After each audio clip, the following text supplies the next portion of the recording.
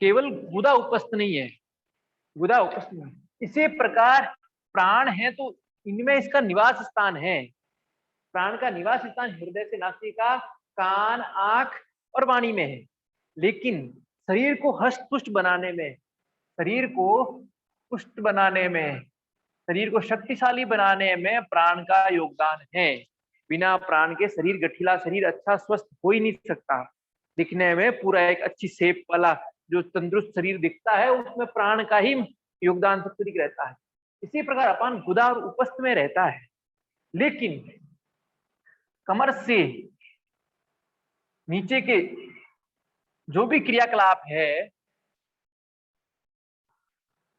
उसमें अपान का महत्वपूर्ण योगदान रहता है, उसमें अपान का महत्वपूर्ण योगदान रहता है। तो ये अपान योगदान देती है कमर से नीचे वाले कार्यों में। ठीक है। अब रोग, तो प्राण को देखोगे तो प्राण शक्ति, इम्यूनिटी के कारण जितने डिसऑर्डर हैं उसमें इसका प्राण का तो वो फर्क पड़ेगा ही पड़ेगा, प्राण का फर्क अभाव पड़ेगा ही पड़ेगा। वैसे चूंकि पांचों प्राण है तो पांचों इम्यूनिटी वैसे एक डिसाइड करते ही करते हैं। पांचों में से किसी में भी असंतुलन इम्यूनिटी को करता है।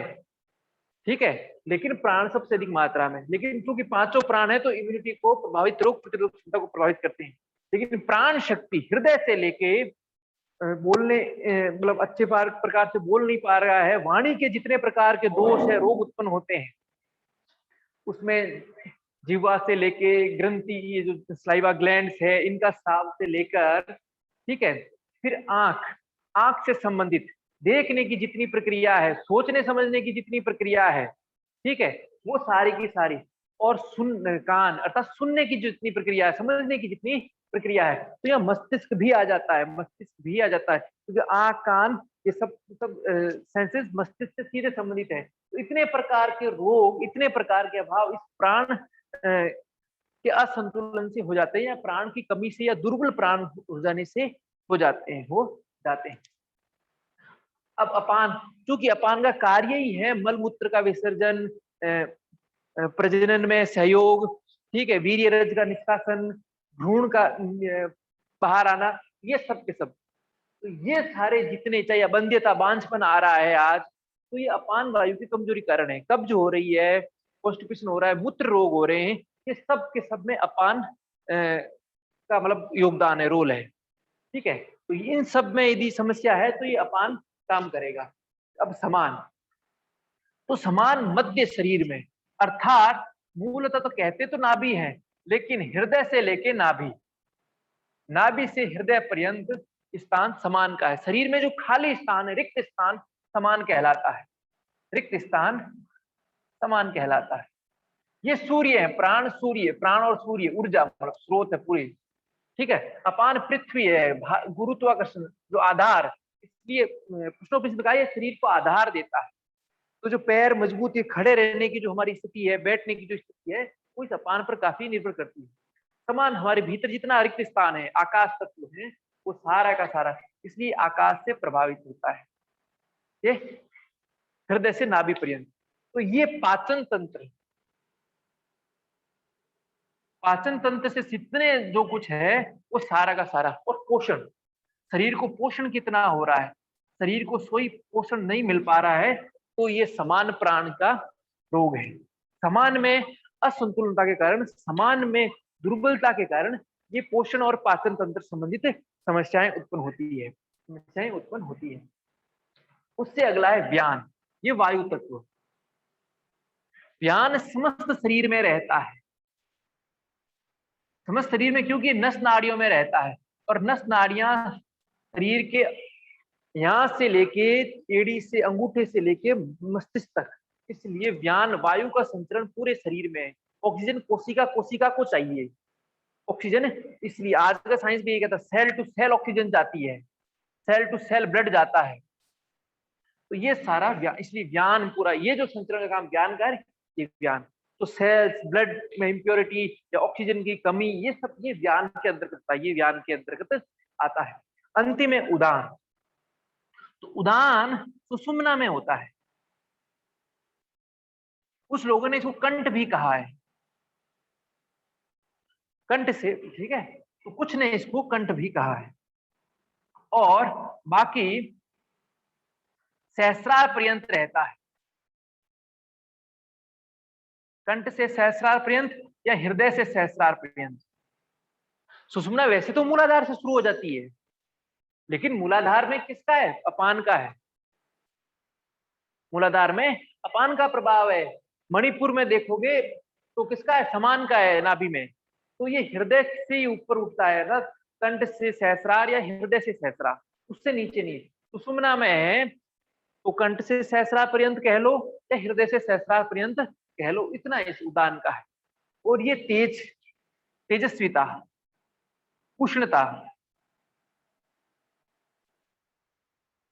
हीट और जो चार्मिंगनेस है, जो ब्यूटीफुलनेस है, वो इसके अंतर्गत आता है। लेकिन इसके कर्म, ये सबसे सूक्ष्म और गहन है, क्योंकि ये कर्म संस्कारों को वहन करता है। ये अन्य चारों शरीर तक ही सीमित थे।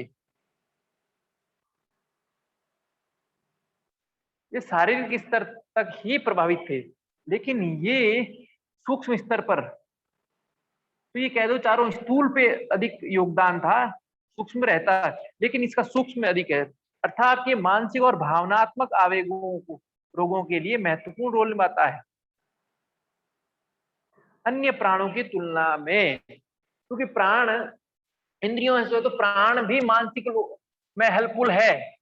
मानसिक रोग, मानसिक स्वास्थ्य ये भी प्रभावित करता है, लेकिन सबसे अधिक उदान भावनात्मक और मानसिक संस्कार यही है, तो इसी से रिफ्लेक्ट होते हैं। ये यदि स्वच्छ हो जाएं, ये प्रबल हो जाएं, शक्तिशाली हो जाएं, तो कई तरह के कर्म संस्कारों को काट सकता है।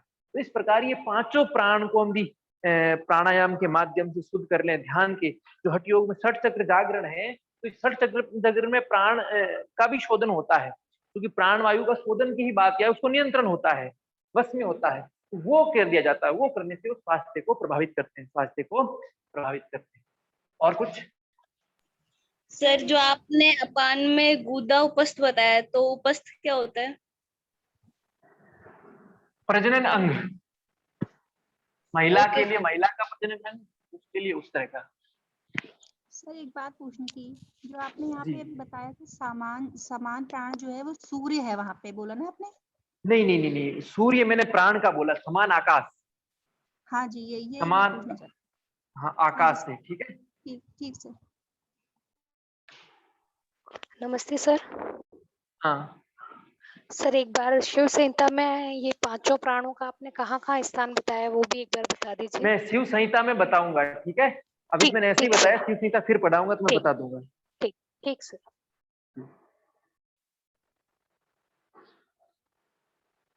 और कुछ आगे चले?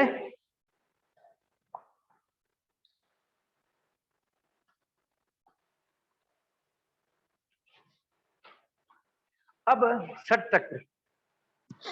चक्र का हम अध्ययन करेंगे।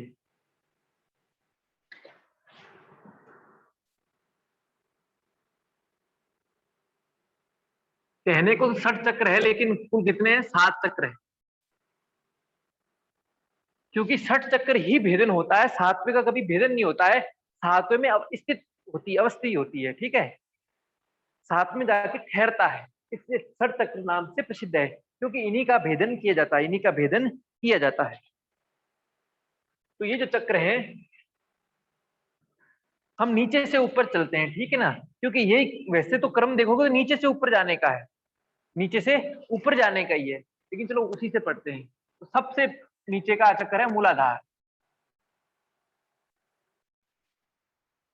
उसके बाद का स्वादिष्ठान,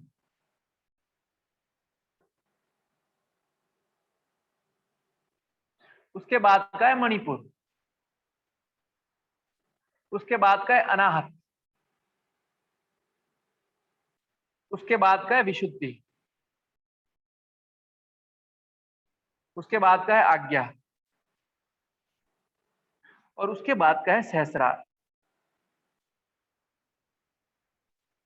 ये 7 चक्र, तो ये मूलतः 6 मान लो, ठीक है ना।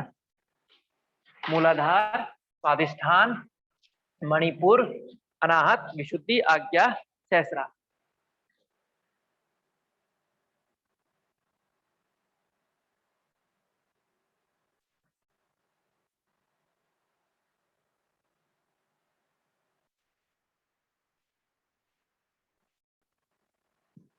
मूलाधार, स्वादिष्ठान, मणिपुर, अनाहत, विशुद्धि, आज्ञा, सहस्रार। इसको भ्रूमध्य चक्र भी कहते हैं, भ्रूमध्य, ठीक है। इसको कंठ भी कहते हैं, कंठ चक्र। इसको हृदय चक्र, इसको नाभि,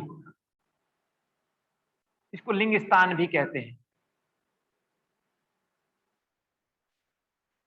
और ये तो मूल ही है, ये इनके नाम है। लिंग स्थान, मणिपुर, नाभि चक्र भी कह देते हैं। हृदय अनाहत को विशुद्धि कंठ, आज्ञा भ्रूमध्य, सहस्रार, ठीक है।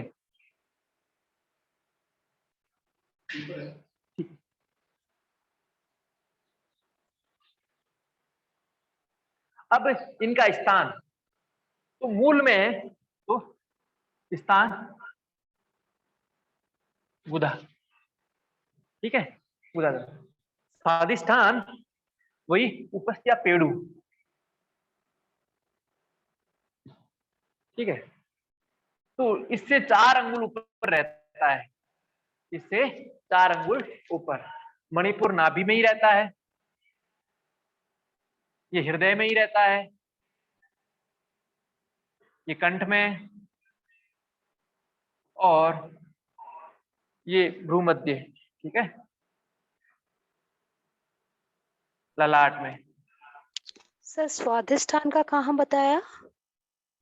पेड़ू, मूलाधार से 4 अंगुल ऊपर। जो मूलाधार है वहां से 4 अंगुल ऊपर। जो उपस्थ का स्थान है, इंटरनली जो उपस्थ का स्थान है, शारीरिक जाओगे तो वहां पर, ठीक है। रेक्टम से कुछ ऊपर।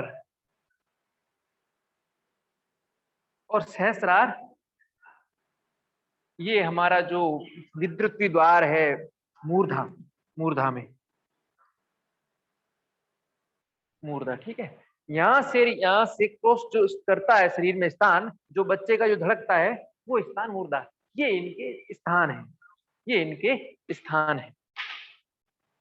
तत्पश्चात इनसे तत्व, किस तत्व को कौन रिप्रेजेंट करता है, कौन रिप्रेजेंट करता है, तो इसमें बहुत सी मूलाधार पृथ्वी, ठीक है, यहीं से लेके चलना है। पृथ्वी, जल, अग्नि, वायु और आकाश,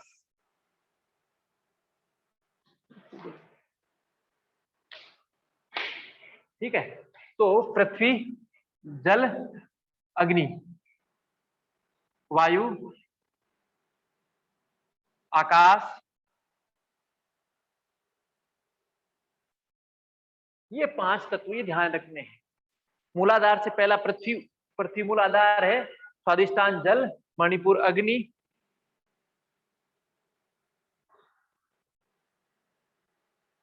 हृदय वायु, और विशुद्धि आकाश, विशुद्धि आकाश।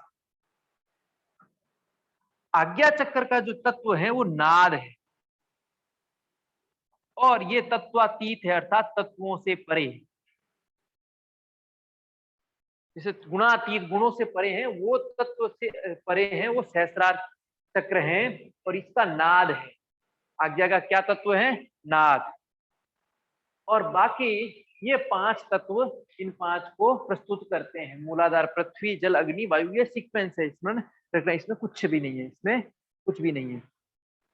इसी प्रकार लोग पृथ्वी को भू कहते हैं, तो वहां से शुरू कर देंगे, सत्य लोक तक ये यात्रा है। तो भू, भुआ, स्वहा, महा, जना, तपा और सत्यम, ये लोक है 7। ठीक है, तो ये आरोहण हो रहा है नीचे से ऊपर की ओर। चक्र भेदन में चेतना का आरोहण हो रहा है, चेतना ऊपर जागृत हो रही है, तो ये वो हो गए। सर एक अब बार इनके लोगों बीज मंत्र, सर एक बार लोगों के नाम वापस। भुवः भू स्वः भुवः स्वः महा जना तपः सत्यम। तपः सत्यम दिख नहीं रहा है क्या? सर नहीं एकदम नहीं दिख रहा? दिख रहा है सर। मेरी आंखें खराब है। ठीक है, ना कोई बात नो नहीं। सर, अच्छे से दिखाई नहीं दे रहा। हाँ सर ठीक है, वो रेड की विजिबिलिटी सही रहती है सर, रेड की। ठीक है, कल रेड का कर लेंगे।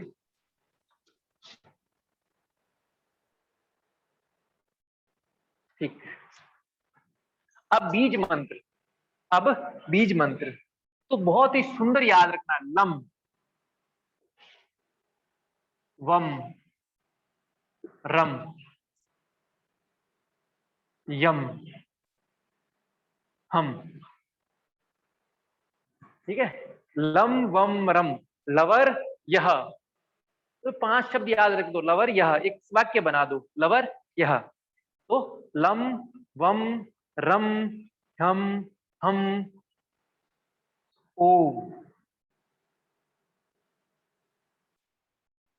और विसर्ग, ये बीज मंत्र है। ये बीज मंत्र है। लम वम रम यम हम ओ। अब देवता, तो इसके देवता है ब्रह्मा, इनके विष्णु, तीसरे के रुद्र। अब यहां ध्यान रखना, ब्रह्मा विष्णु महेश या रुद्र। ठीक है, अब आगे आओगे तो है तो रुद्र की, क्योंकि नाम अलग अलग है। यहाँ नाम आ जाएगा ईशान रुद्र, ईशान रुद्र। उसके आगे आ जाएगा सदाशिव 5वें नंबर पे। ठीक है, ये सिद्धांत में 5 देवताओं के आए हुए हैं। फिर छठा शिव आ जाएगा और 7वें परब्रह्म।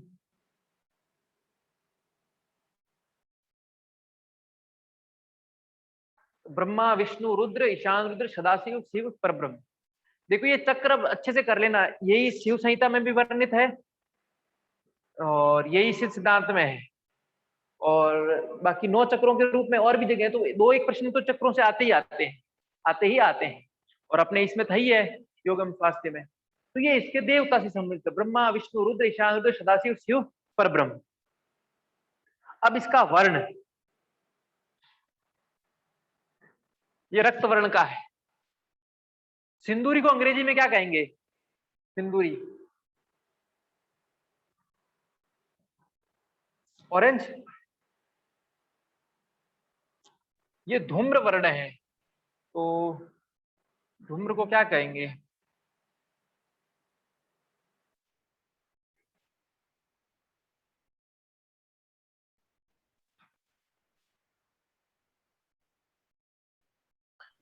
Sir brown. ब्राउन किसको कहोगे? इसको, धूम्र को। हाँ ठीक है, मतलब सर ब्राउन और थोड़ा सा येलोइश हाँ मिक्स ठीक होता नहीं, है। हाँ ठीक है। तो देखो रेड ऑरेंज, अब यहाँ विबग्योर नहीं बन रहा है आपका, ठीक है ना, क्योंकि ये ब्लू है, ये ब्राउन कर लो।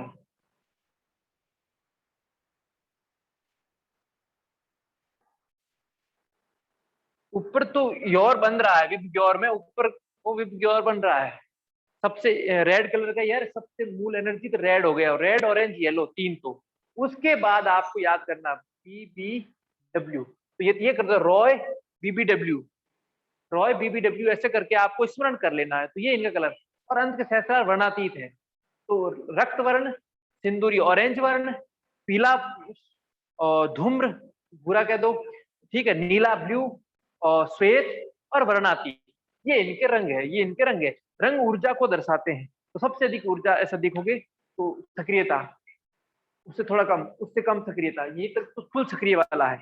इससे फिर धीरे धीरे जीवन चक्र सक्रियता कम शांति की ओर जाता है, शांति की ओर। ये ऊर्जा को भी दर्शाते हैं रंग हमेशा। ठीक है, तो इसका रंग है रक्त वर्ण लाल रंग, फिर सिंदूरी रंग ऑरेंज कह दो, ठीक है, केसरिया रंग, फिर पीला रंग, तत्पश्चात ब्राउन मतलब धूम्र वर्ण अनाथ, हृदय, हृदय वायु, वायु हमेशा धूम्र वर्ण की है, हमने पंचभूतों में पढ़ा वायु हमेशा धूम्र वर्ण की है। फिर विशुद्धि कंठ, आकाश तो श्वेत है, नीला है, सॉरी, तो यहाँ भी ये नीला ही है, यहाँ भी ये नीला ही है, इसमें तत्व है ही नहीं, ये श्वेत है, ठीक है। और अग्नि पीली, अग्नि चूंकि हमने तत्व में रक्त पढ़ा था, तो यहाँ भी रक्त की जगह यहाँ पीली है, बस ये इतना भिन्न है, यहाँ ये दो ऊपर से भिन्न है, बाकी ये थोड़ा कुछ कुछ चीजें उस वर्ण को भी मैच कर रही है। आगे चक्र श्वेत और सहसा वर्णों से अतीत, ठीक है, तत्व से अतीत है, उसी पर वर्णों से अतीत है। तो आकाश नीला ही है, वायु धूम्र ही है, बाकी आपको तीन नाम ऊपर के स्मरण रखने हैं। तो ये इनका हो गया रक्त। अब इनकी तन्मात्राएं, तन्मात्राएं तत्वों के अनुरूप है। पृथ्वी की तन्मात्रा क्या है? गंध। जल की क्या है? रस। अग्नि क्या क्या है? रूप। वायु का क्या है? स्पर्श। और आकाश का क्या है? शब्द। आकाश का शब्द है। और चूंकि नाद और तत्वातीत इनकी कोई तन्मात्राएं है ही नहीं है, तो सब ऊपर है, इनकी कोई तन्मात्राएं है ही नहीं, तो उसमें कुछ है ही नहीं।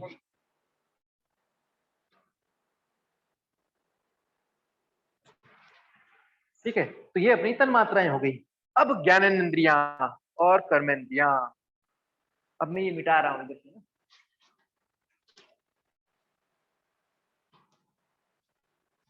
कौन किस ज्ञानेंद्रियों से संबंधित है और कौन किस कर्मेंद्रिया से संबंधित रहेगी। क्योंकि गंध तन्मात्रा है,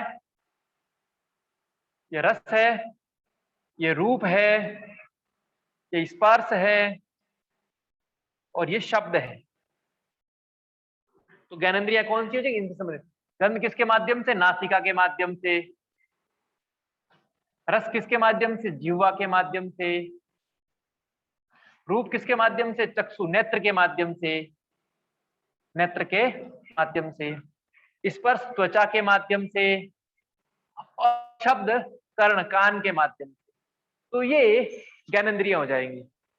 अब ये ज्ञानेंद्रियों पर प्रभाव इन चक्रों का इनके माध्यम से तत्वों से रिफ्लेक्ट करके सोच सकते हो, ये ग्रंथ में नहीं मिलेगा। अब यहाँ योग और स्वास्थ्य के अंतर्गत हम जो इससे संबंधित करके प्रश्न आ सकते हैं उसकी ओर आ गए हैं, ठीक है, उसकी ओर आ गए। अब कर्मेंद्रियां, अब कर्मेंद्रियां क्योंकि मूलाधार किससे संबंधित है? गुदा से। ये शरीर की स्थिति एनाटॉमी आएगी तभी। स्वादिष्टान किससे है? उपस्थ से। मणिपुर किससे है? तो क्योंकि अब कर्मेंद्रिया में पांच ही है, हाथ पैर मुख और उपस्थ और मलद्वार, ठीक है। तो नाभि, क्योंकि मणिपुर नाभि, नाभि से नीचे के तो पैर इसमें आएंगे। पैर का संचालन किसके माध्यम से होगा? मणिपुर के माध्यम से होगा। अनाथ चूंकि हृदय है तो इसे ये ऊपर की तो ये हाथों का संचालन।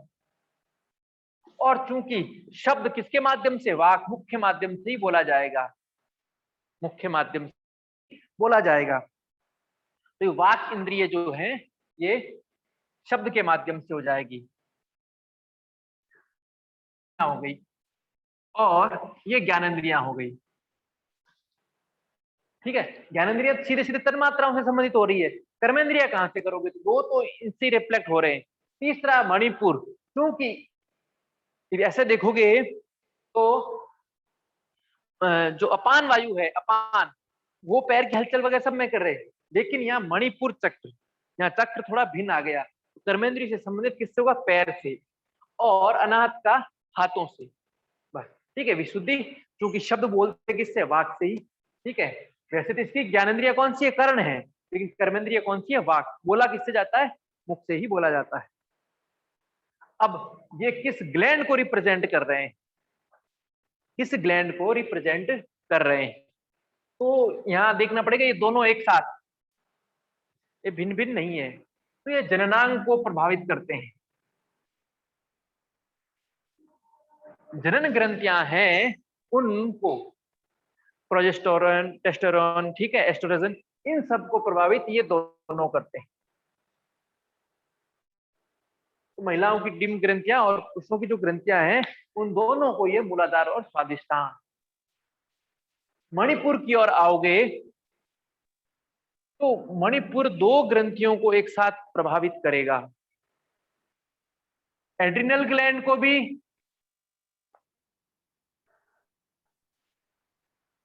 और अग्नाशय ग्रंथि को भी।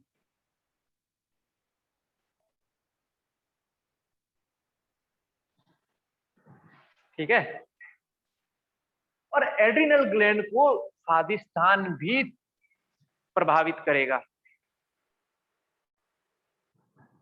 क्योंकि जनन ग्रंथियों का जनन अंगों पर प्रभाव पड़ता है। एड्रिनल ग्रंथि का भी मूत्र उत्सर्जन करते हैं तो उसके कारण तो एड्रिनल का प्रभाव स्वादिष्टान पर भी होगा, ये स्मरण रखना है। ठीक है, तो ये अब एनाटॉमी भी आएगी, इसका पूरा ज्ञान होगा तो फिर प्रश्न आएगा, तो चिंता नहीं, असामान्य जीवन के लिए भी। तो स्वादिष्टान का एड्रिनल से भी होगा, स्वादिष्टान का जनन ग्रंथियों से भी होगा। ठीक है, मणिपुर का अग्नाशय ग्लैंड, मणिपुर का। अब अनाहत का, तो ये हृदय में कौन सी है? थाइमस ग्लैंड, ये थाइमस ग्रंथि को प्रभावित। विशुद्धि चक्र चूंकि कंठ में है तो कंठ में थायराइड, पैराथायराइड ग्रंथियां, थायराइड, पैराथायराइड।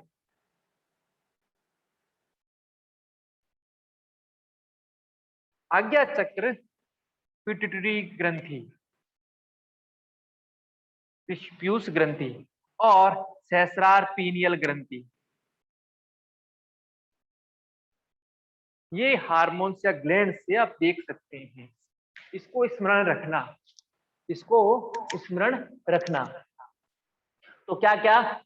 मूलाधार का जनन ग्रंथि, ठीक है, जनन ग्रंथि, फिर स्वादिष्टान जनन ग्रंथि और एड्रिनल ग्रंथि दोनों, मणिपुर की अग्नाशय ग्रंथि, एड्रिनल ग्रंथि दोनों, अनाहत की थाइमस ग्रंथि, थाइमस ग्लैंड, विशुद्धि की थायराइड और पैराथायराइड ग्रंथियां ग्लैंड, आज्ञा की पिट्यूटरी ग्लैंड और सहस्रार की पीनियल ग्लैंड, सहस्रार की पीनियल ग्लैंड। तो ये स्मरण रखना है, ये स्मरण रखना है। ये हो गया ग्लैंड का, ये हो गया ग्लैंड का।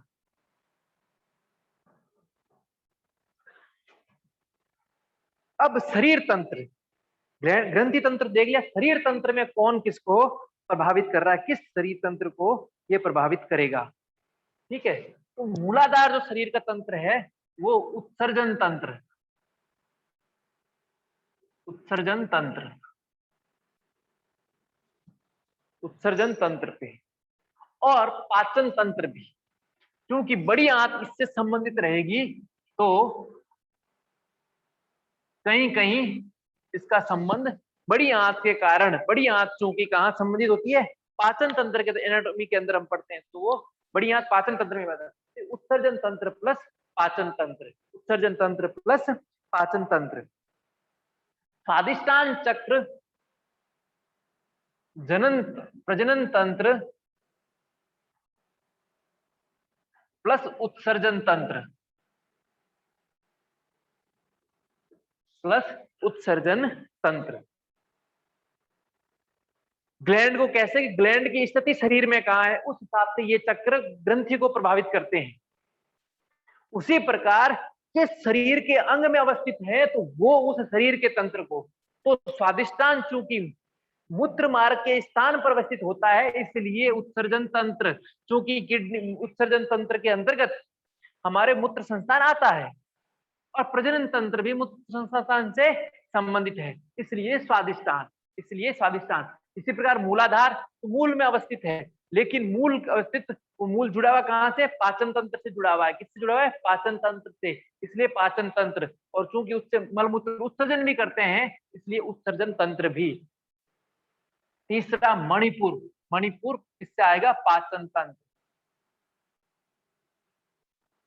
ये पूरा का पूरा किससे संबंधित होगा? पाचन तंत्र से। ठीक है, अगला है अनाहत हृदय। तो ये रक्त परिसंचरण, ब्लड सर्कुलेटरी सिस्टम, रक्त परिसंचरण तंत्र और ब्लड सर्कुलेटरी सिस्टम और रेस्पिरेटरी सिस्टम, श्वसन तंत्र।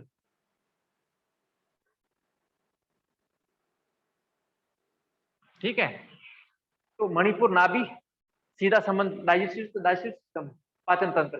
हृदय का रक्त परिसंचरण, ब्लड सर्कुलेटरी सिस्टम या हृदय तंत्र कह सकते हो, ठीक है, कार्डियक सिस्टम और अन्य और रेस्पिरेटरी सिस्टम, श्वसन तंत्र, ये दोनों को प्रभावित करता है, दोनों को प्रभावित करता है। अब विशुद्धि तंत्र चक्रखंड, ये भी श्वसन तंत्र को प्रभावित करता है, ये भी श्वसन तंत्र को प्रभावित करता है। अनाहत भी श्वसन और दोनों को, और विशुद्धि भी श्वसन तंत्र को प्रभावित करता है, श्वसन तंत्र को। अब आज्ञा चक्र, आज्ञा चक्र आप में से बताएगा किस तंत्र को प्रभावित करता है? सर तंत्रिका तंत्र। नहीं,